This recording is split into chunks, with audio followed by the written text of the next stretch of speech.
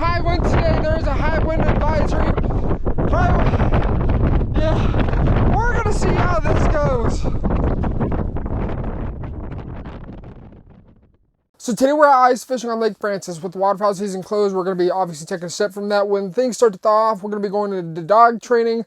We're going to be talking about calls and how you can get into this on a pretty tight budget as well. So all those little blue lines down there, there's a lot of bait fish down here. When I was here yesterday, I was fishing. I don't know exactly where I was. It was close to this vicinity, and it's a weedy bottom, which is exactly what we want for pike. And actually behind us right now, I'm just double checking there's no flags. Right now behind us, I've got 2 tip-ups set up for pike. I would love to be able to just get a pike this year. I have somehow managed to avoid pike and catch perch galore. I don't know how, but we have. So as far as the lure is concerned, we're going to be using this little Rapala jigging wrap. I need to replace this minnow head. I don't even know if I can get it off. It's all dried off on there. But we're going to be attaching a minnow head to this, just bouncing this bad boy off of the bottom, see if we can get some fish to work in. I'm also already have another rod out as well.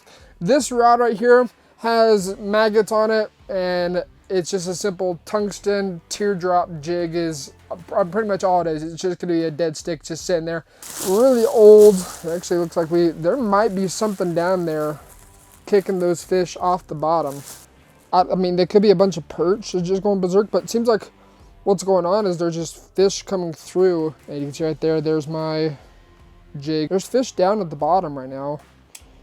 So I've looked on YouTube because jigging wraps are something that are brand new to me as far as how you fish them. And it seems like there's a couple different ways. One, you can have it like suspended and then just twitch it off the bottom, just kind of get it going everywhere. Because if you look at these, and I'll show you guys the video I was watching, the way that this action works is it pretty much just flutters. Like when you pop it up and it comes down, it just you can control kind of the direction you pull where you want it to go, but it just goes all over the place. In fact, there's fish down there right now. I might, if there's nothing, I want to catch something on this jigging wrap so bad. Last night I was out until about 10:30. Got all set up and started fishing around, I don't know, 7:30, 8 o'clock. But I want to catch one on a jigging wrap so bad. Last night when I was actually fishing, I was having a bunch of I had one, something big. I don't know what it was. Could have been a burbot, could have been a walleye.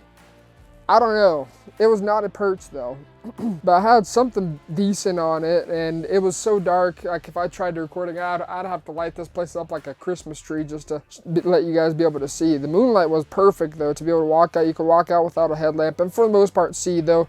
Still wore one because obviously people fish this lake and there's holes in the lake and I don't want to step in them. I mean, I don't know, that might just be a bunch of bait fish. I'm not sure what that is. And all those little other dashes and darts of blue lines, I don't know. That could be like fish off in the distance. It could, like, it's just so weird because with this screen, what I'm seeing is just all of a sudden, it's just like literally out of nowhere. They just come, because how these fish finders work when you're in a transducer is it's a cone, and depending on what frequency you use, there's YouTube videos on it. I still don't quite know the math behind it enough to be able to confidently teach on it, but it creates a cone. And so when these fish enter that cone, that's why we're seeing it while all of a sudden it's like, holy crap, there's fish right here, just like out of nowhere, because they enter the cone, and as soon as they enter the cone, they go out. But I'm pretty sure, see, like right now, exactly like that, just like what I was talking about, this fish has just entered the cone. If this jigging wrap isn't getting anything though, we might just switch to something with maggots instead, although looking at it, I don't think these are very big fish. Apparently, according to FWP website, which, you know, who knows how accurate this is, there are rainbow trout in here. I think I'm gonna be all alone today. Okay, the wind changed. The wind was, when I came in here an hour ago, coming straight from the west. Now it's coming from the north. Yeah, I think if I was to camp in this thing, I would definitely want 4 of them. Today though, it's muddy. Might be a short video. The wind keeps kicking up. This is gonna be miserable to pack up. This is not gonna be fun, but the trick is when you're dealing with high winds and packing up, you leave the anchors in. We're gonna start packing up. It takes me, when it's calm and there's no absurd amount of wind like there is right now, it takes me about 20 minutes to pack up and get back to the truck. Oh, come on, fish. So if this warm weather stays over and it's staying above freezing during the nights, we have like 3 more weeks. That steak's about to come out. We're gonna wrap this up. So if you guys are new to the channel, hit that subscribe button. This has been Big Sky Outdoors. We're gonna pack up before this whole thing, before that gets ripped out of the ground. And we're gonna head home. I like fishing as much as probably the next guy, but there comes a point where it's just not good to be out here. And it has come to that point where it's just not good to be out here. And so we're gonna pack up as quickly as possible, and so help me if we have a fish on this. This is not gonna be fun. Okay, I'm gonna show you guys how you can deal with this. Taking one of these down and some gnarly winds. It's not, I don't want to say it's not hard, because it's not easy, but there's a trick to it to do it right. So you don't have it, and then next thing you know, you're going to be finding it in the trees. Blue, fetch, fetch. That's how you force fetch a dog. Hold, good boy. We're going to bring your bag with us, leave those anchors in. We're going to collapse every wall from this side first. This is speaking from experience. Those are going to be your saving grace. So when we take this out, I know I said this is going to be the last one. That one's going to be the last one to come out. First, obviously, loosen it up and hold on to it. Whatever you got to hold on to, you hold on to it with your dear life, because this wind, it can move. Push it in and be quick.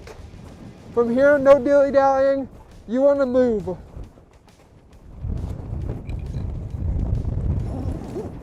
Make sure all your doors are shut.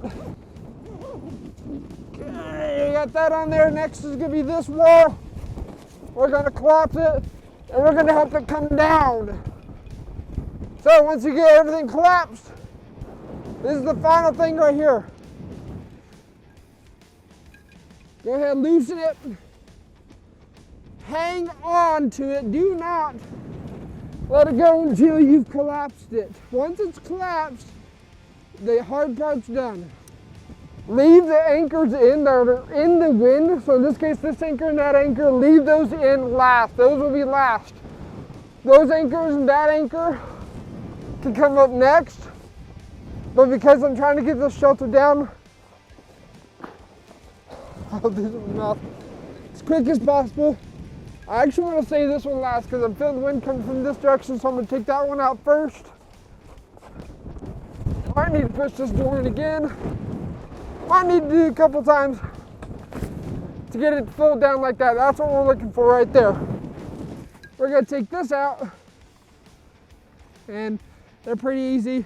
Easy parts over.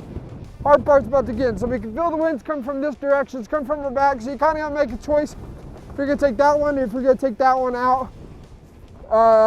Really, it don't matter. When you have two in, you got to be quick though. So we're going to be quick about this because I just don't want to put any more tension on this than what it needs. So be semi-quick about this. I'm leaving that one in for last. So this one's next, because that's where the wind's coming from. I like to hold these in my mouth so then I have two hands free. Some may think that's gross, but I don't know how that happened. This part, you will want to stand on this because your body weight is now the anchor. Now, I'm not going to do a whole lot of talking. This is going to be pretty straightforward, but this is going to, when I get this ready to rock and roll, we're going to fold this up into force. Again, you must stay on this. Okay, now, this is the hard part. Fold. and fold. That's it, you're done. And what I like to do, I mean, it comes, I really want to get this inside and just let it dry out overnight. Once you get all 4 sides, tuck it in like a burrito. Okay, so everything's packed up. I got all the heavy stuff on top. I'm gonna get this camera off, get the microphone put away, everything else, and woo! That wind, like if it was any stronger, like I'm able to lean into it somewhat, it can hold me up. So this is, yeah. Let's get this camera stuff away. Let's go home and eat some dinner. If you guys are new to the channel, hit that subscribe, hit that subscribe button. We'll catch you guys in the next one. Hopefully I do that next time. We'll actually get on some fish. So we'll see you guys in the next video.